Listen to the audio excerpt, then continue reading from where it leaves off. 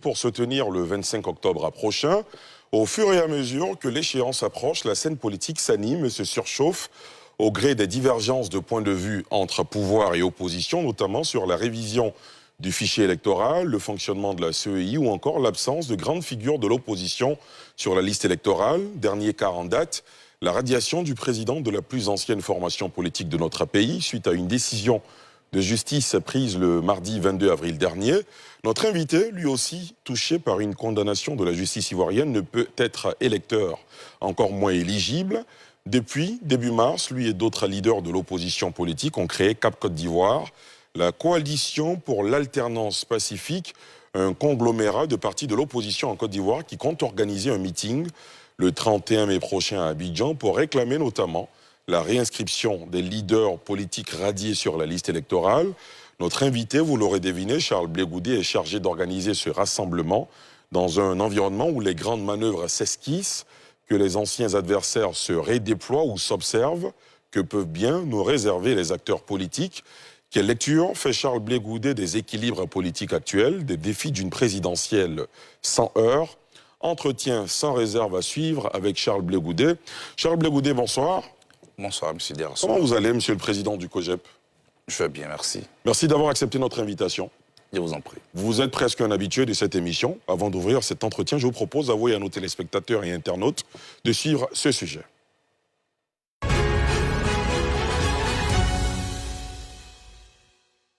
Sans réserve reçoit ce soir Charles Blé Goudé, le président du COJEP, le Congrès panafricain pour la justice et l'égalité des peuples, un parti d'opposition.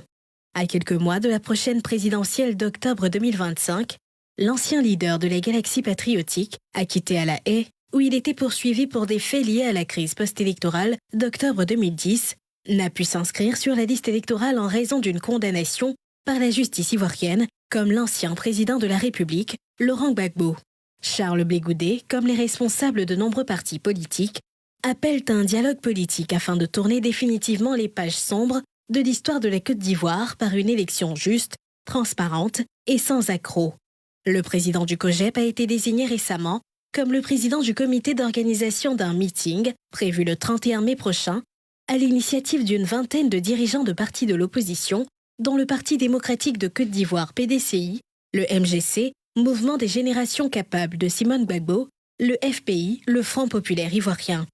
Il réclame entre autres la révision de la liste électorale, la dissolution de la commission électorale indépendante, CEI, et la mise en place d'un autre organe, l'audit de la liste électorale, la réintégration de Laurent Gbagbo, de l'ex-président de l'Assemblée nationale Soroki Bafoury-Guillaume et de Charles Blé Goudé sur la liste électorale.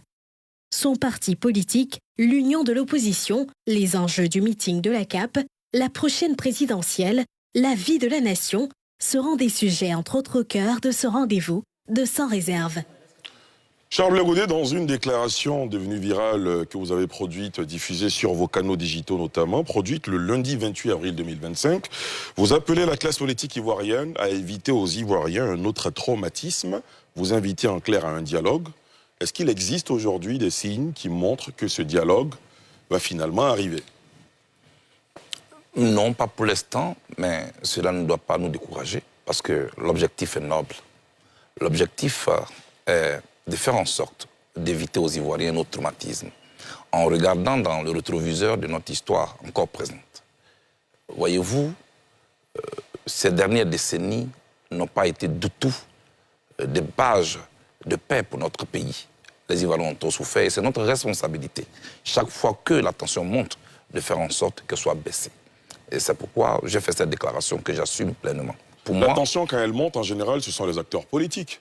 oui, vous me voyez bien en tant qu'acteur politique en train d'appeler à discuter, en train d'appeler au dialogue. Et ce n'est que cela que moi je demande. Et je pense que c'est de cela que la Côte d'Ivoire a besoin. Ici, on a besoin de montrer des muscles, de bander des muscles. On a besoin de vouloir avoir raison de l'autre. C'est ça le plan de la Côte d'Ivoire. Mais ici, il faut s'asseoir pour discuter. On n'a pas le choix. Il faut s'asseoir pour discuter. Que répondez-vous au pouvoir en place qui estime que, à la faveur des recommandations du dernier dialogue politique qui s'est tenu, me semble-t-il, en 2022, il a été question de s'en référer désormais aux institutions, Vous dites vous voulez un dialogue, le gouvernement estime que les institutions fonctionnent et interprète l'attitude de certains leaders d'opposition comme des menaces. Est-ce que dans ce climat, finalement, ce dialogue-là peut avoir lieu? On ne peut même pas menacer un pouvoir, d'autant que le pouvoir a tous les leviers, au niveau judiciaire, au niveau militaire, tous les leviers sont là. Ce que nous demandons ici, c'est qu'on puisse dialoguer. Vous avez parlé de 2022, nous sommes en 2025, M. Dela-Souba. La vie est dynamique, la politique encore plus. Les besoins aussi évoluent. Vous estimez que parce que vous êtes rentré en novembre 2022, vous estimez que parce que vous n'avez pas participé notamment à ce dialogue et d'autres leaders également, notamment le président du PDC-RDA, ce dialogue, il est caduc? Voyez-vous, il faut éviter de réduire les questions de la nation à des personnes ou à des personnalités. Je ne parle pas de moi. Je dis que nous étions en 2022. Nous sommes maintenant en 2025. Au moment où on était en 2022, on ne parlait pas des radiations des personnalités. La liste a même augmenté. Vous voyez que les problèmes ont varié. Tout est dynamique. Et notre rôle en tant que politique, c'est de trouver des solutions aux besoins, aux préoccupations qui évoluent. Il ne faut pas être statique, il faut ouvrir le jeu. Et pour vous, le cadre de dialogue, s'il est ouvert, c'est le seul cadre qui puisse vous permettre de régler ces questions? C'est notre devoir. C'est notre devoir de nous asseoir. Non, c'est notre devoir de nous asseoir pour parler. Quand on dit on va s'asseoir pour parler, ce n'est pas par faiblesse. Même celui qui va accepter, en tant que pouvoir, d'accepter de parler avec l'opposition, ce n'est pas du tout du temps perdu. Ce n'est pas du tout une faiblesse. Il faut s'asseoir pour parler. On ne perd rien. On ne paye même pas un rond. Ce qu'on gagne, c'est la vie qu'on gagne. Ce qu'on gagne, c'est la stabilité qu'on gagne. Monsieur Dela-Souba, il ne faut pas que notre pays soit un pays à risque électoral. Ça va rassurer les Ivoiriens, si on s'assoit pour parler. Ça va rassurer les partenaires économiques de la Côte d'Ivoire. Qui va vouloir investir son argent dans un pays qui, tous les 5 ans, est en guerre? Nous sommes à 5 mois, vous l'avez dit. À 5 mois, est-ce que tout le monde est serein? C'est notre devoir, c'est notre responsabilité de faire asseoir tout le monde et qu'on se parle. Je vous propose d'écouter le porte-parole adjoint du gouvernement, le ministre de la Promotion de la Jeunesse, Touré Mamadou, au sujet d'un éventuel dialogue. La Côte d'Ivoire est un État démocratique où les partis politiques exercent librement leurs activités. D'ailleurs, ce week-end, le PDCI a organisé des activités, des meetings un peu partout, même s'il n'y a pas eu très grande mobilisation, mais les partis politiques sont libres d'organiser donc leurs activités à condition que ces activités et ces manifestations respectent donc les principes d'un État de droit. Mais nous avons dialogué en 2021, monsieur, nous avons dialogué en 2021 et tous les points qui font l'objet des revendications de l'opposition ont été passés au peigne fin. Et à l'issue de ce dialogue politique en 2021, il y a quand même un certain nombre de principes qui ont été arrêtés. D'abord sur la commission électorale indépendante, puisque c'est une des revendications de l'opposition. Je rappelle que cette commission électorale indépendante a fait l'objet de beaucoup de modifications et que avant la présidentielle de 2020, elle a été modifiée et même après la présidentielle, à l'issue donc du dialogue politique que nous avons eu en 2021, ce qui a permis au PPACI d'avoir un représentant. Vous venez d'entendre le porte-parole adjoint du gouvernement. Réaction? Il ne dit pas du tout le contraire de ce que je venais de dire. Il dit que le dialogue a eu lieu en 2021. Moi, je pense que c'était en 2022. 2021, 2025, ça fait 4 années qui sont écoulées. En 4 années, beaucoup de choses ont changé en Côte d'Ivoire. Malheureusement, en 4 années, des leaders politiques ont été radiés. En 4 années, il y a des préoccupations que nous avons sous les bras. Tout ce qu'on demande, c'est que le parti au pouvoir et nous puissions nous asseoir pour parler. Je vous surprends. Au niveau des Cap Côte d'Ivoire, nous sommes allés plus loin. Quand nous sommes réunis, nous avons dit, mais écoutez, il y a les institutions, mais il y a quand même le parti qui gère la Côte d'Ivoire. Il y a le parti qui est au pouvoir, notamment le RHDP. Nous avons écrit un courrier au RHDP, qui s'il n'est pas encore reçu, le sera certainement demain matin. Parce que nous voulons tellement discuter que nous tapons à toutes les portes. Et c'est une chance pour un régime que d'avoir une opposition qui veut discuter. Mais vous voulez discuter, vous écrivez au RHDP. Dans le même temps, Cap Côte d'Ivoire a fait une communication publique avec la présidente Simone Eivek Gbagbo, qui a dit dans sa déclaration que Cap Côte d'Ivoire s'opposerait à une éventuelle candidature du président de la République. Est-ce que son parti ouvrirait les bras pour accueillir votre invitation à la table de dialogue? Ça, dans ces conditions. Ça, c'est un point de discussion que nous pouvons discuter. Au lieu que chacun reste dans son camp et qu'il y ait une glace qui nous sépare et que chacun parle de son côté, ce qu'on demande, parlons-nous. Au lieu de supposer, au lieu de dire l'opposition est en train d'agir ainsi parce qu'elle ne veut pas aller aux élections, parce qu'elle veut une transition, parce qu'elle a peur d'aller aux élections. Nous voulons aller aux élections. Je vais vous dire sur ce plateau. Nous voulons aller aux élections. Alors, rencontrons-nous, parlons-nous, que nous sortions notre plateforme de revendications, tous les points que nous voulons discuter. Il y en a sur lesquels on va s'attendre, il y en a certainement sur lesquels on ne va pas s'entendre, mais sur lesquels, les points sur lesquels on ne s'entend pas, on continuera de discuter. Moi, je pense qu'il nous faut faire l'économie d'une discussion. Voilà ma position. Et ce que je suis en train de vous dire, Mme Simone Gbagbo, dont vous parlez, qui est notre porte-parole, si vous l'invitez sur ce plateau, elle vous dira exactement le même vœu. Peut-être qu'elle le dira avec ses propres mots. Mais nous sommes entendus. Nous sommes la coalition pour l'alternance pacifique. Je veux bien que vous reteniez cela. Pacifique. Très bien. Nous sommes pour le dialogue et je ne sais pas pourquoi discuter pose un problème. C'est que le ministre vient de nous dire tout à l'heure. Il peut nous dire en face, non? Il peut nous dire, au lieu que moi je sois sur un plateau, je parle. Lui, il est sur un autre plateau, il parle. Retrouvons-nous autour d'une table et puis discutons. C'est tellement important. Est-ce que depuis que vous avez lancé cet appel, vous avez eu des signaux du côté du parti au pouvoir? Non. Pas encore? Non, aucun signal. Très bien. Alors, face à l'inflexibilité du calendrier électoral constitutionnel, c'est une date qui est dans la Constitution, vous le savez mieux que moi, quels seraient, selon vous, vous en avez un tout petit peu parlé à l'instant, quels seraient les contenus prioritaires d'un éventuel dialogue politique? Monsieur Derassou, Votre inscription sur la liste électorale? d'abord, Vous et d'autres laissez ma candidats? personne là où elle est. Revenons aux conditions d'une élection apaisée. Revenons à l'environnement politique qui nous conduit aux élections. Il faut apaiser cela. Vous l'avez dit tout à l'heure dans votre introduction. Au fur et à mesure qu'on approche vers octobre 2025, la tension monte. Il n'y a personne d'autre que les acteurs politiques en présence qui puissent l'apaiser. C'est ce que nous demandons. Deuxièmement, vous demandez quelles sont nos priorités. Nous voulons qu'on discute de tous ces points. Il y a la radiation de la liste électorale des personnalités politiques. Nous sommes 4. Le président Gbagbo, l'ancien président de l'Assemblée nationale, Guillaume Soro, le président du PDCIRD, Atidi Amtiam, et moi-même. Nous avons été radiés sous prétexte de décision judiciaire. En ce qui me concerne, moi, j'ai souvent honte de parler de ma situation. La justice ivoirienne m'envoie à La Haye pour que je puisse subir un procès. Pendant que je suis en procès, que j'attends l'appel du procureur, la même justice envoie un commissaire de justice à Yopougon pour aller me chercher. Il va interroger mes voisins pour savoir où est Charles Bleu Goudé. Charles Bleu Goudé n'est pas là, on le juge par contumace. C'est-à-dire, on le juge à son absence. Pourtant, pour juger quelqu'un à son absence, il y a des conditions. Il faut qu'on ne sache pas où il est, tout le monde savait où j'étais. Il faut que l'objet de sa présence ne soit pas sans importance. Tout le monde savait qu'être à La Haye était important. Je ne pouvais pas être en attente du procureur. Je n'ai pas de passeport. Je n'ai pas l'autorisation pour rentrer en Côte d'Ivoire et être là pour un procès. Ne serait que ça. Est-ce que c'est sérieux? C'est de tout cela que moi je veux qu'on nous parlions. On parle souvent du cas Diomaye Faye, Ousmane Sonko. Moi-même j'en ai parlé, M. Derassou. C'est deux faces d'une même pièce.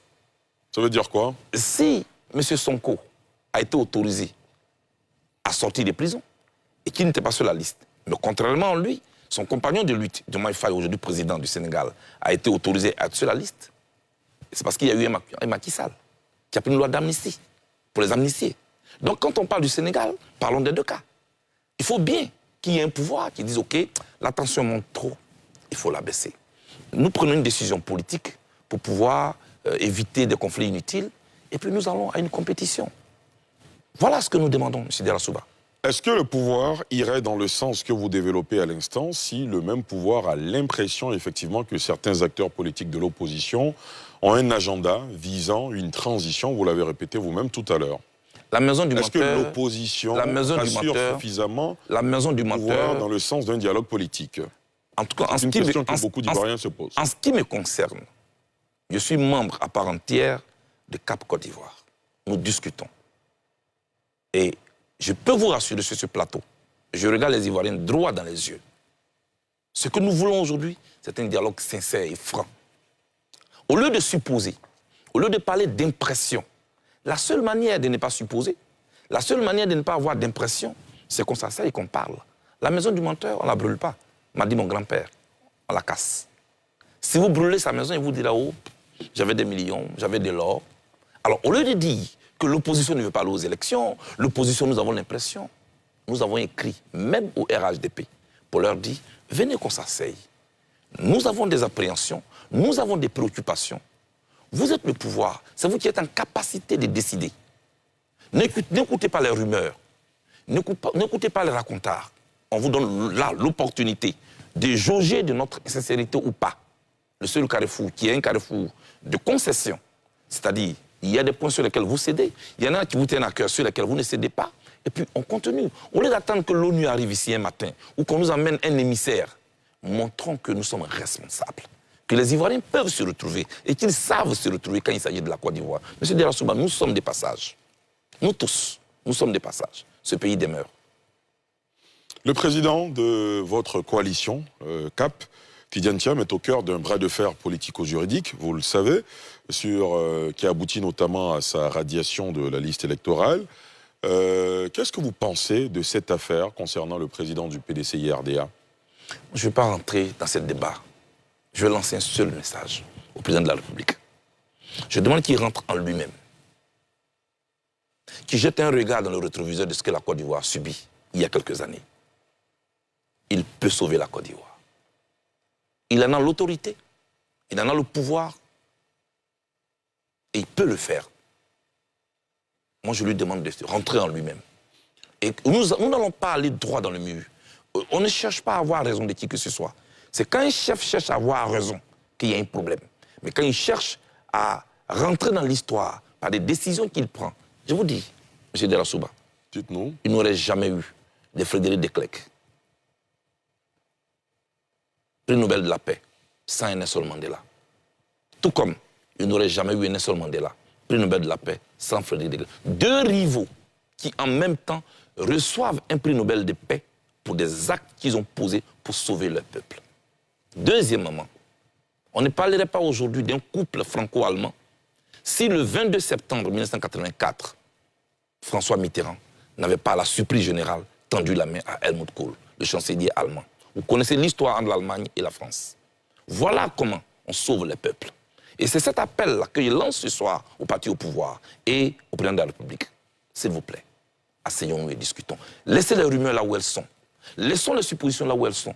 Je suis Charles Blé Goudé. Je parle avec expérience. Quand je suis venu de La Haye, c'est vous qui m'avez interrogé pour la première fois à La Haye. Je dis que je viendrai pour la paix. Même pour cette paix, je prends des coups, mais je l'assume. Parce que je pense que c'est de cela que la Côte d'Ivoire a besoin. quel type de coup vous prenez? Et je vous dis aujourd'hui que tous ceux qui sont membres des CAP Côte d'Ivoire n'ont pas un autre agenda, à ce que je sache. Parce que moi, je ne dors pas avec tout le monde. Mais ce que je peux vous dire, à nos réunions, ce meeting, nous appelons ce meeting pourquoi? Tout à l'heure, vous avez dit seulement pour que soient réintégrés ceux qui ont été radiés. Mais dites aussi que nous appelons surtout à ce meeting pour le dialogue. Parce que quand nous avons construit CAP Côte d'Ivoire, le président Tidiane Thiam n'était pas encore radié de la liste électorale. Que déjà, on avait écrit en octobre 2024 au chef de l'État. Donc, il ne faut pas mélanger les choses. Troisièmement, vous avez parlé de calendrier, de contraintes calendaires, monsieur. Constitutionnel. Oui. Nous avons commencé à poser ce problème depuis 2023. C'est maintenant qu'on parle de 5 ans. En 2023... il y a beaucoup plus d'énergie. Je veux dire, en 2023, mais on n'a pas besoin de se bander les muscles. Non, ça. quand je dis énergie, c'est beaucoup plus d'enthousiasme. Vous savez, M. Delassouba, la vague d'eau qui vient perturber la vie sur la rive se forme loin en mer. C'est pourquoi quand on est dirigeant, quand on est leader, on doit regarder loin. Nous, depuis 2023, nous avions déjà posé ce problème. Pourquoi? À 5 mois, on nous oppose maintenant un calendrier. Les calendriers, on nous oppose, je veux dire. Les calendriers ne sont pas au-dessus de la vie des Ivoiriens. Mais c'est un calendrier qui est connu Les calendriers ne sont pas au-dessus de la vie des Ivoiriens. Est-ce que vous convenez que c'est un calendrier qui est connu de longue haleine? Mais c'est ce que je suis en train de vous dire. Parce qu'il était connu depuis 2023, nous avons posé ce problème. J'écoute vos plateaux, j'écoute tout le monde. On dit non mais à 6 mois, comment on peut le faire alors qu'à la CEDEAO, on a pris telle loi. Mais depuis 2023, nous posons ce problème. Depuis 2 ans, nous posons le problème. Pourquoi? Qu'est-ce qui nous empêchait de nous asseoir? Mais là n'est pas le problème. Le problème, c'est qu'on peut toujours s'asseoir. S'entendre sur ce qu'on peut, s'entendre sur ce qu'on ne peut pas. Je reviens encore sur le meeting, M. Delassouba. Un meeting est un moyen d'expression démocratique.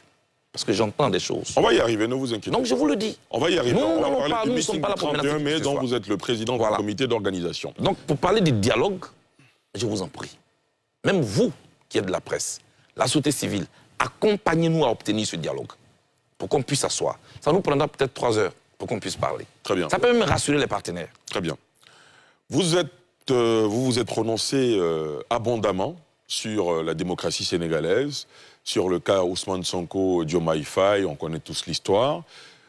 J'aimerais vous poser une question là-dessus. Je vous propose, en attendant, de voir cette séquence de vous. On cite Ousmane Sonko aujourd'hui en exemple. Et on est fiers de Ousmane Sonko. Mais est-ce qu'on est capable de faire le sacrifice qui a été fait par Ousmane Sonko? Homme célèbre, homme populaire, qui s'efface pour faire la passe à Diomaye Faye, qui est son petit. Aujourd'hui. À quoi es-tu prêt à renoncer pour gagner? Voilà la question. À quelle sorte de sacrifice vous faites allusion dans cette séquence vidéo? Mais quand vous dites un homme politique est censé faire des sacrifices, comme l'a fait Ousmane Sonko? Cette question, là, je la pose face aux militants du COJEP. Mais je l'ai posée autrement. Lors des obsèques de Père à son âme, le président Ricona Bédié. Quand j'ai pris la parole pour un dernier hommage. Moi, qui étais en conflit avec l'ancien président ivoirien, quand j'étais encore leader des élèves étudiants, je posais la question à toute cette classe politique qui était assise là. À quoi sommes-nous prêts à renoncer? Notre ego. Ici, il ne s'agit pas de conquérir un pouvoir à tous les prix. Mais aussi ici, il ne s'agit pas non plus de conserver un pouvoir à tous les prix. Quels sont les sacrifices que nous sommes prêts à faire? Aller dialoguer avec celui avec qui on ne s'entend pas. Aller dialoguer avec son adversaire, M. Delassouba. C'est un sacrifice qu'il faut faire. Ne voyez pas seulement la question Ousmane Sonko. Je vous l'ai dit tout à l'heure. Parce que dans l'opinion, beaucoup ont compris que Charles Blé Goudé, surtout en disant par exemple que 2025 ne se ferait pas sans vous, et puis vous parlez d'Ousmane Sonko, on se dit Charles Blé Goudé, à l'approche de la présidentielle, pourrait, enfin son parti pourrait désigner un candidat autre que lui, en faiseur de roi, un peu comme au Sénégal. Mais rassurez-vous. Effectivement, les uns et les autres se disaient que Charles Blé Goudé envoyait ce message également aux autres leaders d'opposition qui sont radiés de la liste électorale. Je parle d'abord pour moi-même. Ce message s'adresse à moi aussi. Donc ce n'est pas un message subliminal pour le président Gbagbo, le président... Non, je ne suis pas membre du PPACI. Donc je n'ai pas à dicter un agenda au président Gbagbo. Ce n'est pas parce que vous avez beaucoup de larmes dans vos yeux qu'il faut aller à toutes les funérailles. Ça ne me concerne pas. Je parle de moi. Je peux parler avec mes partenaires. Vous savez, 5 mois, c'est beaucoup. Aujourd'hui, je suis membre d'une coalition. On n'est pas encore arrivé à un niveau de choix d'un candidat. Nous parlons pour le moment de l'obtention de conditions pour des élections transparentes, apaisées, sans violence. C'est là que nous sommes. Quand viendra le moment d'un choix des candidats, on verra qui est prêt à faire un sacrifice ou pas. En ce qui me concerne, vous savez, 11 ans dans une cellule de prison, ça m'a beaucoup aidé. À savoir que ma personne n'est pas au-dessus de ce qui se joue en Côte d'Ivoire. Je le répète, mes ambitions politiques ne sont pas au-dessus de la vie des Ivoiriens. La déchirure de la Côte d'Ivoire ne passera pas par moi. Ça veut dire quoi? C'est quelque chose que je tiens. Donc, ma personne, mes ambitions, M. Delassouba, laissez-moi rêver. Mais personne ne vous empêche de rêver. S'il y a quelqu'un qui a intérêt à ce que la Côte d'Ivoire soit stable, c'est bien moi. J'ai 53 ans. La suite, c'est nous qui allons la gérer. Donc, c'est nous qui avons intérêt à ce que ce pays soit stable. Ce qui se joue là, ce n'est pas une question de personnes qui se joue. C'est la vie de toute une nation qui se joue. Et moi, je suis prêt à jouer ma partition. Et la coalition à laquelle j'appartiens travaille à ce qu'il y ait un environnement politique, sociopolitique paisible pour qu'on aille à des élections. Les coalitions en Côte d'Ivoire se font et se défont au gré des intérêts du moment sur la scène politique. Je vous propose de vous écouter et ensuite on va commenter. C'était lors d'un passage dans l'une de nos émissions sur le plateau de la télé d'ici. En Côte d'Ivoire, le PDCI-RDA fait partie des droites. Donc vous pourrez vous affirmer... Non, je dis que je suis de gauche. Oui. Voilà. Dès que je suis de gauche, je n'ai pas d'alliance à faire avec le PDCI-RDA. Et quel parti de gauche avec qui vous pourriez vous associer? Le PPACI est de gauche. Le FPI est de gauche. Quand on entend Charles Blé Goudé dire qu'il ne peut se mettre en alliance idéologique, j'entends, avec le PDCI-RDA, et qu'aujourd'hui vous êtes dans la même coalition, les puristes pourraient comprendre. Mais le citoyen lambda pourrait se dire, finalement, les hommes politiques, ils nous tiennent par le bout du nez au gré de leurs intérêts. Comment vous réagissez, Charles Blé Goudé? Ça fait plusieurs fois que moi je passe sur votre plateau ici. On est d'accord. Aucune de vos VAR n'arriverait à me confondre. Non, l'idée, c'est pas de vous confondre, Charles Blé Goudé. L'idée, c'est de questionner l'homme politique que vous êtes. Vous ne questionnez pas seulement l'homme politique, vous questionnez ma constance. On est d'accord. Voilà, donc je vais vous faire la différence entre une alliance politique et une coalition. Une coalition, elle est non idéologique. Les alliances, elles sont soit circonstancielles, elles sont de nature ou elles sont idéologiques. Et nous avons précisé dans Cap Côte d'Ivoire qu'ici, il y a une question circonstancielle qui est là. Obtenir des conditions d'une élection transparente. Point. Nous ne sommes pas là pour nous mettre en alliance pour une candidature unique. On n'en est pas encore là. Donc ici, par rapport à une question nationale et d'intérêt national, de manière ponctuelle, nous sommes dans une coalition. Nous ne sommes pas dans une alliance. Il faut faire la différence. D'accord, très bien. Quand vous dites on n'en est pas encore là, ça veut dire que cela peut advenir. Mais quand cela advient, quelqu'un peut poser le problème. Si on a obtenu des conditions que nous exigeons pour une élection transparente, on pourrait dire, mais écoutez, si on s'est battu ensemble pour obtenir ces conditions, maintenant, et si on choisissait un seul candidat, en ce moment, on mène le débat. On mène le débat. Donc je veux que cela soit clair. Quand je dis que je ne peux pas me mettre à l'alliance avec un parti de droite, c'est différent d'une coalition pour une question d'intérêt national ponctuelle. On est d'accord? Très bien. OK. Outre l'illégibilité des leaders politiques dont vous-même, quel autre élément pourrait vous fédérer, vous? Aujourd'hui, vous parlez par exemple de conditions d'organisation des élections que vous décriez. Le pouvoir en place estime que c'est la même CEI, ce sont les mêmes conditions qui ont conduit aux élections locales, notamment en 2021, en 2023. Est-ce que vous ne pensez pas que finalement, on a droit à un dialogue des sourds sur cette question-là? Il faut donc faire en sorte qu'on puisse s'entendre. L'élection présidentielle est la mère des élections. D'accord? Et ce que nous demandons aujourd'hui, moi, je ne parle pas au nom des autres, je parle de Charles Blé Goudé. Bien sûr, bien sûr. Je peux vous donner une vidéo et réclamer le mois demain. En 2009, lorsque cette commission électorale était mise en place, j'ai dit non. On ne peut pas mettre des partis politiques ensemble alors qu'ils sont en compétition, leur demander de se mettre ensemble et élire quelqu'un qui va organiser des élections. Je ne sais pas où on est allé chercher cette formule. Elle n'est pas adaptée, il faut la changer. Cette commission électorale, ce n'est pas parce que c'est sous le RHDP que je le dis. Je l'ai dit sur le président Gbagbo. Et je vous demande pardon, M. Abdillah Souba. Demandez-moi demain pour que je vous donne cette vidéo de Charles Blé Goudé avec une casquette noire qui dénonçait déjà cette CEI. Je suis là, je vous dis, il faut que les partis politiques quittent la commission électorale. À 5 mois, c'est possible? Est-ce que c'est réaliste? Oui, c'est réaliste. Parce que moi, je préfère perdre du temps que de perdre la vie. Donc, un report de la présidentielle? Ça, c'est vous qui le dites. Non, je vous pose des questions. Ces questions peuvent avoir lieu même en un mois. Si on s'entend là-dessus, ces questions peuvent avoir lieu même en un mois. Mais pour que le PPACI quitte la CEI, pour que le PDCI quitte la CEI, pour que le FP quitte la CEI, M. De la Souba, c'est en 24 heures. S'ils ont quitté la CEI en 24 heures, le RHDP peut quitter la CEI en 24 heures. Et les autres vont suivre. Et puis on s'assoit, on dessine un nouveau format. Dans l'intérêt des Ivoiriens. La coalition Cap Côte d'Ivoire vous a désigné président du comité d'organisation d'un meeting de mobilisation de l'opposition pour réclamer des élections plus justes. C'est le 31 mai. Comment avancent les préparatifs, Charles Blé Goudé? Mais on va dire plutôt bien. Ici, je suis comme un genre de coordonnateur. Bon, c'est un abus de langage que de parler de PCO. Sinon, je suis un genre de coordonnateur parce que chaque parti politique a son secrétariat à l'organisation. Parce que ici, ce n'est pas une coalition absorption. Donc chacun fonctionne. Mon rôle, c'est de coordonner tout cela. Et c'est ce que je suis en train de faire. Mon défi ici, ce n'est pas la mobilisation. C'est quoi votre défi? Je ne le dis pas par orgueil. Mais bon, moi, je n'ai pas un problème de mobilisation. Chacun sait ce qu'il a à faire. Alors, mon défi ici, c'est la sécurité, c'est la discipline et l'ordre.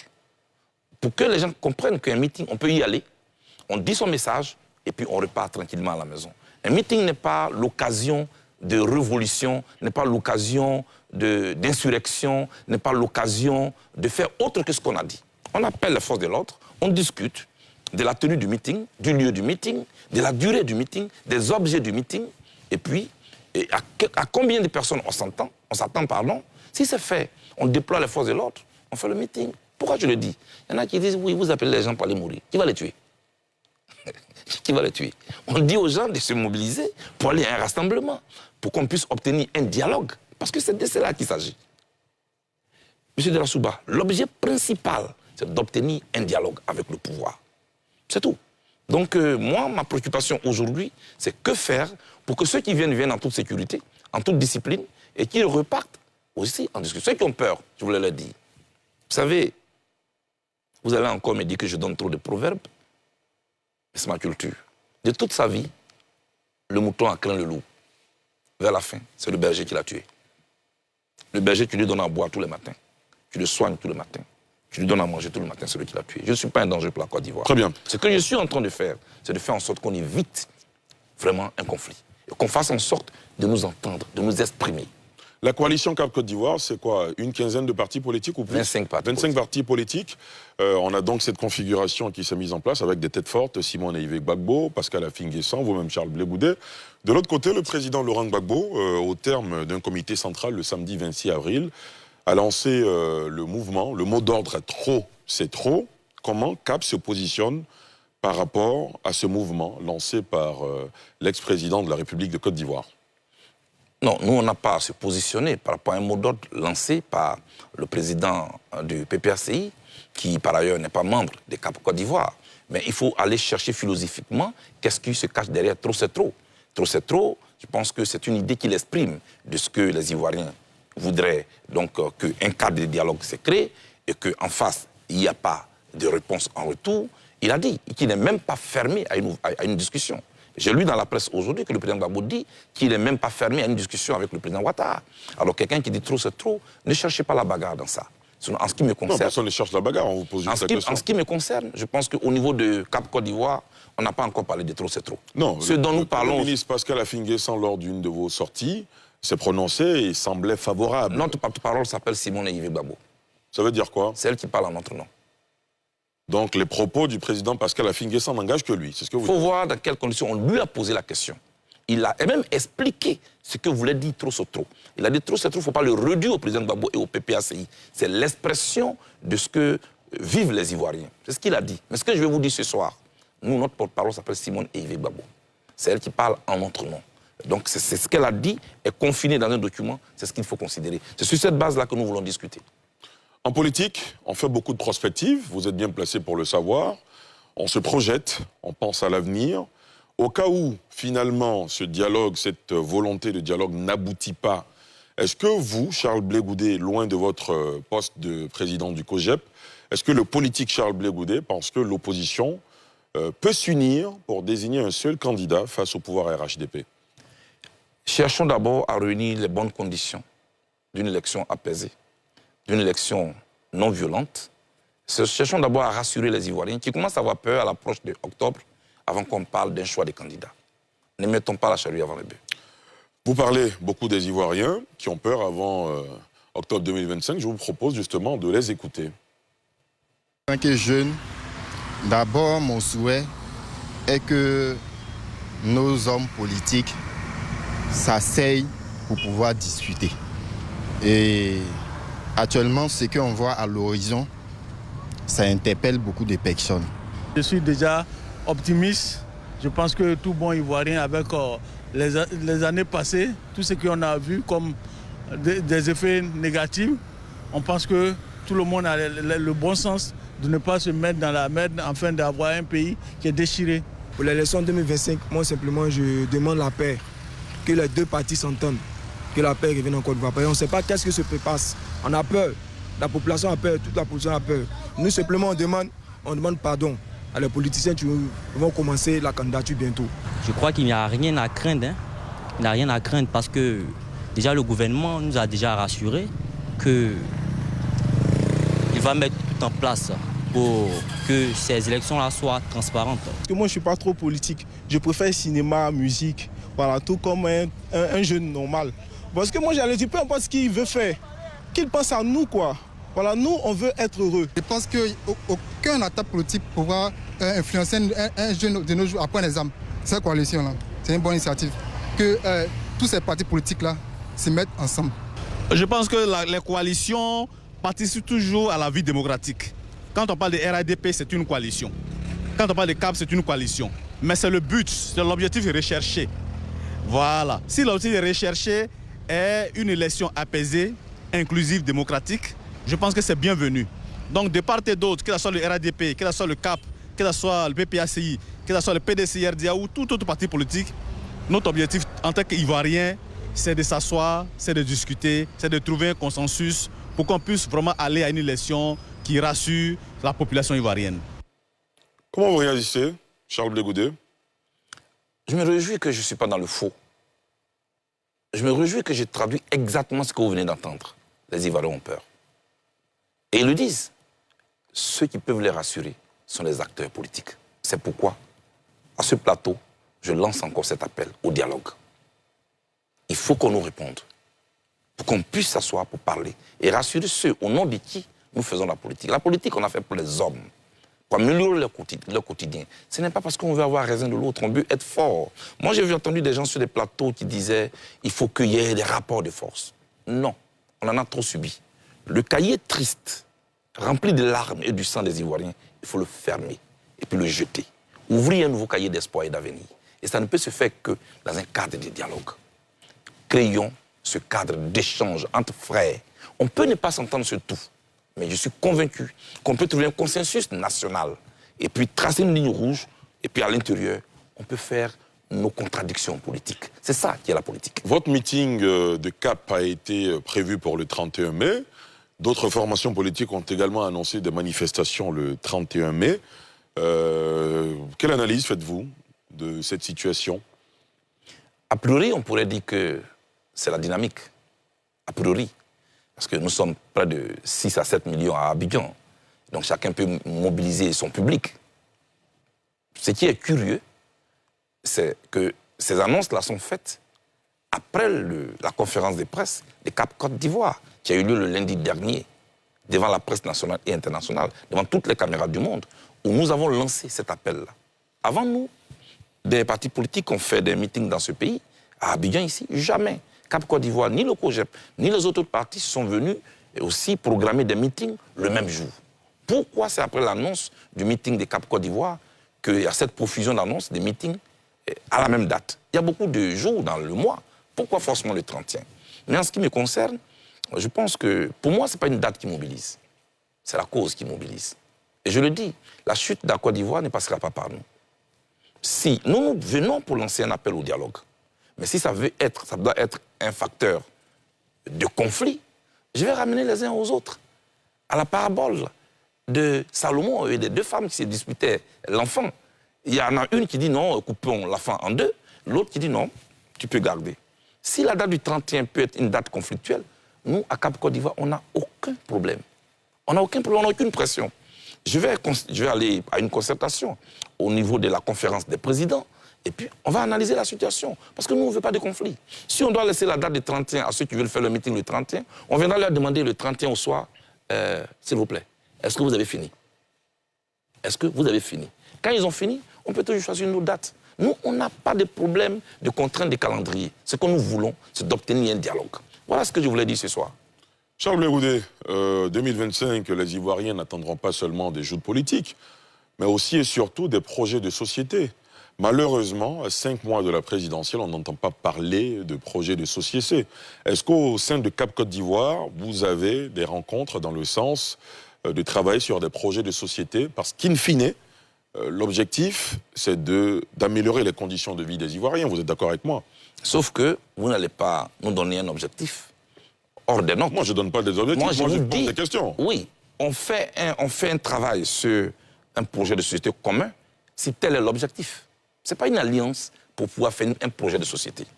C'est une coalition pour obtenir un dialogue politique, pour obtenir des élections apaisées, pour obtenir la réforme de la commission électorale, pour faire en sorte que ceux qui ont été radiés soient réintégrés lors d'un dialogue que nous allons avoir. Si on prend vos partis politiques ex nihilo, le COGEP par exemple, on n'a pas entendu sur son projet de société. Oui, attendez la campagne et vous verrez. La campagne, c'est pas un peu trop tard? Non, on va aller parler aux Ivoiriens. Non, on va aller parler aux Ivoiriens. Il y a la pré-campagne et il y a la campagne. Pour le moment, vous n'allez pas nous demander de venir s'aimer du riz dans une parcelle de forêt qui n'est pas nettoyée. Charles Blé Goudé, vous allez à présent s'aimer des paroles dans le jardin des téléspectateurs et internautes qui ont posé des questions juste après ceci.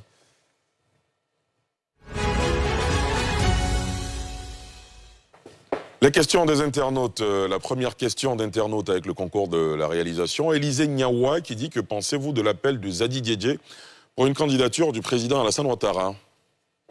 C'est un président d'un parti politique. Je pense qu'autour de lui, il avait d'autres présidents. ça n'engage qu'eux. J'ai dit, et je le répète ici encore, mon rôle n'est pas de juger les uns les autres. J'ai un parti politique et je suis en mission pour ce parti. M. Zadie Guégué a un parti politique, il est en mission pour son parti politique. Il a donné sa position. Pourquoi voulez-vous que moi je commente cela? Je n'ai pas de commentaires. C'est une question d'un internaute. Oui, c'est à lui que je parle. Donc je ne réponds pas à ça, ça me concerne pas du tout. Charles Blé Goudé a décidé de ne pas vous répondre. Non, je lui réponds que ça ne me concerne pas. Ah, d'accord. M. Zadie Guégué est président d'un parti politique. Il est libre de sa démarche. Ses positions politiques l'engagent, et non moi. Très bien. Excellent. Prochaine question d'internaute. Cette fois-ci, on a affaire à une autre question. Dites-nous sans réserve, est-ce que vous ne mangez pas, il y a une expression que j'aime pas trop, mais est-ce que vous n'êtes pas avec le parti au pouvoir pour, Alors, quand vous êtes avec un parti au pouvoir, ce parti au pouvoir ne vous radie pas de la liste électorale. Quand vous êtes avec un parti au pouvoir, il ne vous condamne pas à 20 ans. Quand vous êtes avec un parti au pouvoir, là où on peut obtenir un passeport en 3 jours, on ne vous met pas 3 ans pour l'obtenir. Quand vous êtes avec un parti au pouvoir, votre compte n'est pas gelé. Même, je vous le dis ce soir, même mon assistante, qui a 36 000 francs CFA sur son compte est gelé. Pendant que tous les autres qui quittent n'est pas mangé avec le pouvoir, eux tous, leurs comptes sont dégelés. Ils sont graciés. Et moi qui suis condamné à 20 ans, c'est moi qu'on dit qui mange avec le pouvoir. Moi qui suis radié de la liste électorale, moi dont le parti politique n'a même pas de récépissé, moi qui ne peux même pas être électeur, moi dont le compte est gelé, moi dont l'assistante a son compte gelé. Souvent quand j'écoute les gens, excusez-moi, je me dis mais c'est là-haut. Ou bien quand ça arrive à mon niveau, ils mettent leur cerveau là en location. J'ai un problème avec ça, excusez-moi. Parce que, quand même, il y a une logique dans ce qu'on fait. Quand j'en parle, j'essaie de me maîtriser. On peut ne pas aimer Blé Goudé. Je n'ai pas de médicaments pour empêcher les gens de me détester. Mais soyez un peu logique dans ce que vous dites. Ce sont des accusations qui vous affectent profondément, visiblement? Oui, parce que j'ai l'impression que les gens me connaissent. Il y a bien une raison. Les gens ne me connaissent pas. Quand ils le disent, ils répètent seulement ce qu'on leur dit. Je leur dis, pour connaître la largeur des feuilles d'un arbre, il faut aller sous l'arbre. Moi, Charles Blé Goudé, je n'ai aucun deal avec le pouvoir d'Abidjan et j'ai mis quiconque au défi. Lors d'une grande conférence de presse, celui qui a une once de preuves, je quitte la scène politique. Je le dis encore ce soir. Le jour où il est prouvé dans ce pays que moi, Charles Blé Goudé, j'ai signé un deal avec le pouvoir en place et que je suis en train de berner les Ivoiriens, quand cela est une seule preuve, je quitte la scène politique de la Côte d'Ivoire parce que je ne serai pas digne de la conférence des Ivoiriens. Arrêtez de raconter ce que vous ne savez pas. Vous disiez dans une interview qu'on a pu retrouver sur les réseaux sociaux notamment qu'il y a une personne qui a juré d'avoir votre tête, sans donner plus de précision. Vous pensez que c'est cette personne qui est à la base de tout cela? Oui, je pense ça. C'est la personne qui organise tout cela, qui est en train de lancer tous ces messages inutiles, parce que la personne m'a dit tôt ou tard, j'aurai ta peau. Mais peut-être qu'il est temps de dévoiler l'identité de la personne. La personne se connaît. Et ceux qui parlent connaissent la personne. Quand ils quittent même à leur réunion, ils viennent nous dire non, Charles, on sait, mais tu sais, voilà. Moi, je sais tout ça. Mais moi, je ne suis pas là pour mener... le savent pas. Peut-être qu'il faut être plus transparent. Moi, je ne suis pas là pour mener les problèmes des personnes. Moi, je me suis engagé en politique parce que j'estime que je peux apporter quelque chose à la Côte d'Ivoire. Monsieur Derassouba, j'étais à La Haye. Cette même personne diffuse les mensonges du Charles Blé Goudé est allé à La Haye pour témoigner contre le président Laurent Gbagbo. Monsieur Derassouba, je veux rappeler, on ne met pas en prison un témoin. Deuxièmement, on ne met pas un mandat d'arrêt contre un témoin. Le témoin, on le prend, comme on l'appelle les Stammers africains, là, on les prend, on l'amène à La Haye, on les loge dans un hôtel 5 étoiles, on les nourrit, on les blanchit et puis ils reviennent. Moi, j'étais en prison. J'étais en prison et mes chefs d'accusation étaient connus. Je vous le dis aujourd'hui, le président Gbagbo avait 3 chefs d'accusation. Moi, j'en avais 5. Je le répète. À La Haye, le président Gbagbo avait 3 chefs d'accusation. Moi, j'en avais 5. Comment je suis arrivé à avoir les 5? Quand je suis arrivé, il avait 3, j'avais 3. Le procureur dit empêcher tout contact entre Charles Blé Goudé et Gbagbo Laurent. Ils viennent me voir. Est-ce que vous pouvez nous parler de Gbagbo? Je dis jamais. Je suis un témoin ou je suis un accusé. Oui, vous êtes un accusé. Nous avons donc un seul lieu de rendez-vous. C'est le tribunal. Le lendemain, sous ma porte, voilà une décision. Je passe de 3 à 5 chefs d'accusation. Donc on était 7 à La Haye. Le président Gbagbo avait 3 chefs d'accusation. Moi, j'en avais 5. Bon, comment vous pouvez dire d'une telle personne qu'il est allé témoigner contre le président Gbagbo? Donc tous ces mensonges-là, souvent quand je les analyse, c'est pour croquer du Blé Goudé. Vous perdez votre temps. Parce que je suis un homme digne. Et devant la Cour pénale internationale, j'étais droit dans mes bottes. J'étais plus qu'un avocat pour le président Gbagbo. Je n'ai jamais fait ça. Vous pouvez ne pas m'aimer, mais je le dis, tôt ou tard, je vais gouverner ce pays. Charles Blé Goudé, on poursuit avec les questions des internautes. La prochaine, c'est Gaël Romaric Seka qui dit « Le froid mystérieux observé entre vous et le président Gbagbo est-il réel ou une farce ?» M. De la Souba, le président Laurent Gbagbo, c'est moi qui l'ai dit. Il est mon père. Que ce soit des nuages ou des froids, je dis je ne parle plus de cette question sur un plateau. Je veux garder le bon pour moi. D'accord, on vous le concède absolument. Voilà, je ne veux pas parler du président Gbagbo. Est-ce qu'à la faveur d'un éventuel rapprochement entre les partis politiques de l'opposition, vous souhaitez quand même que les choses s'améliorent dans vos rapports avec lui? Il y a des questions que le temps règle. Ce qui compte, c'est votre posture pendant les moments de froid. Pour ne pas en faire trop, pour ne pas en dire trop. Et que le moment venu, celui qui estime a toujours raison sur moi. Quoi qu'il arrive, je n'aurai jamais raison sur le président Gbagbo. Il a raison sur moi. Sur toutes les questions. Le jour où il voudra, moi je suis là, on pourra parler. Très bien. C'est le père. Très bien. Prochaine question. Il nous reste encore 3 ou 4 questions, me dit-on. Ndjomo Okoni qui dit « Quelle est votre approche avec le pouvoir pour traiter la question de votre inscription sur la liste électorale ?» Nous avons écrit au pouvoir, ensemble, au sein de CAP Côte d'Ivoire. Je le répète, hier j'étais là quand la lettre s'écrivait. Et cette lettre va être remise au directoire du RHDP. Une lettre a été écrite aussi au chef de l'État, au nom de CAP Côte d'Ivoire, parce que je ne veux pas mener un chemin solitaire. Ça aussi, c'est important. Et c'est lors d'une discussion que nous allons débattre de tout cela. Que nous souhaitons en tout cas. Très bien.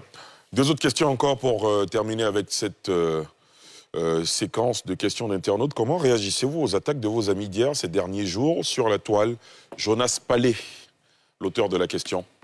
La Côte d'Ivoire ne se gère pas sur la toile. M. De la Souba, j'étais allé tout récemment en tournée dans la Maraoué. Des chefs de village, des populations m'attendaient jusqu'à 23h minuit, couchés sur la route. C'est ça qui compte pour moi. Pour le reste, je pense que Martin Luther King, qu'on fête aujourd'hui à l'ONU, aux États-Unis, il y a le Martin Luther King Day, il a été accusé d'être un traître par les partisans de Malcolm X. Nelson Mandela a été accusé d'être un traître par les jeunes de l'ANC en son temps, qui partaient en prison et qui le voyaient en train d'échanger avec les Blancs.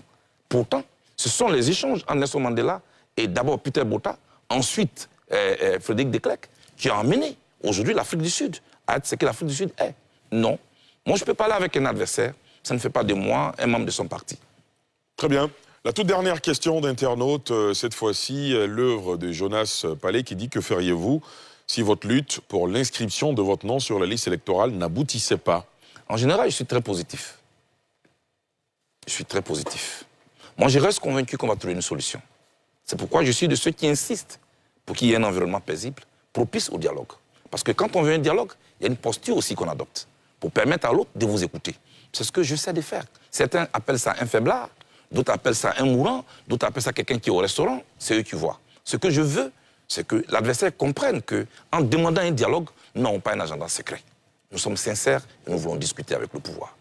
Charles Blé Goudé, au terme de cet entretien, est-ce que vous avez le sentiment d'avoir répondu à toutes nos questions sans réserve?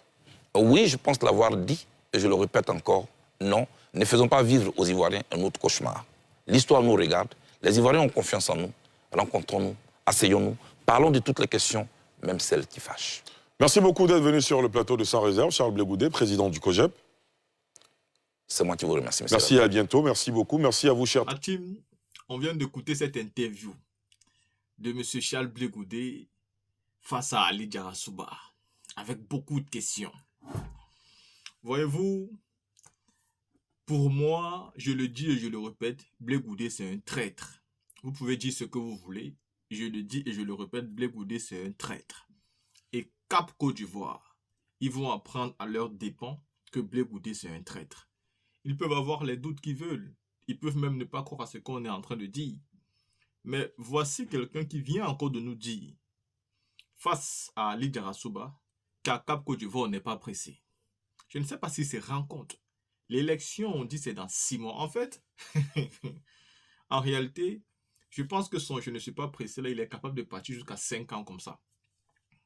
Charles Blé Goudé dit qu'il n'est pas pressé. Ça veut dire que la manifestation du 31 mai, il peut proposer qu'on envoie ça à une autre date.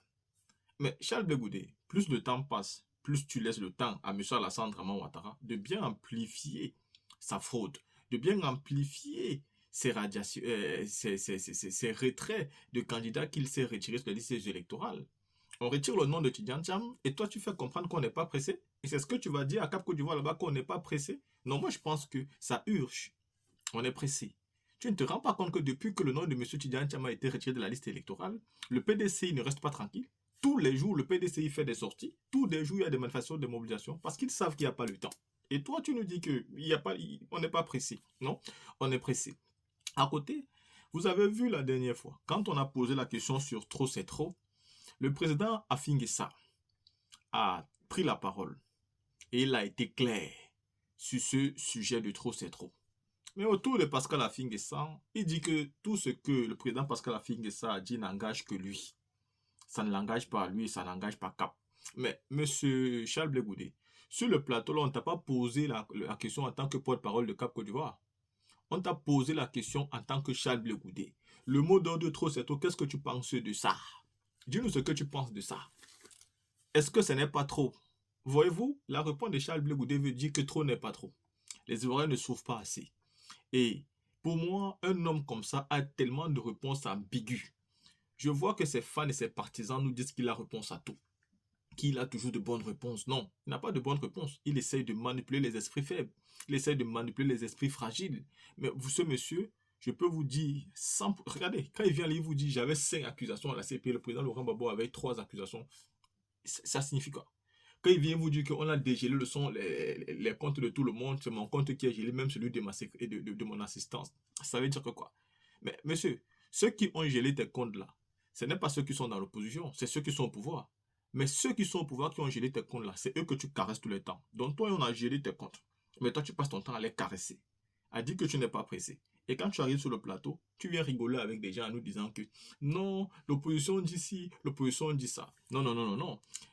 Pour moi, Charles Blé Goudé va trahir de manière réelle. Il va trahir Cap Côte d'Ivoire.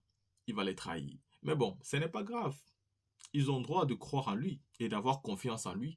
Mais j'ai envie de vous dire, je vous assure, si tu marches avec le président Laurent Gbagbo, tu vas en prison avec lui. Pour tous ceux qui connaissent ce monsieur, ce n'est pas un homme ingrat. Le président Laurent Gbagbo n'est pas ingrat. Le président Laurent Gbagbo est reconnaissant et il s'est dit merci. Vous voyez même que même dans ses meetings, il a toujours le temps de dire merci à certaines personnes.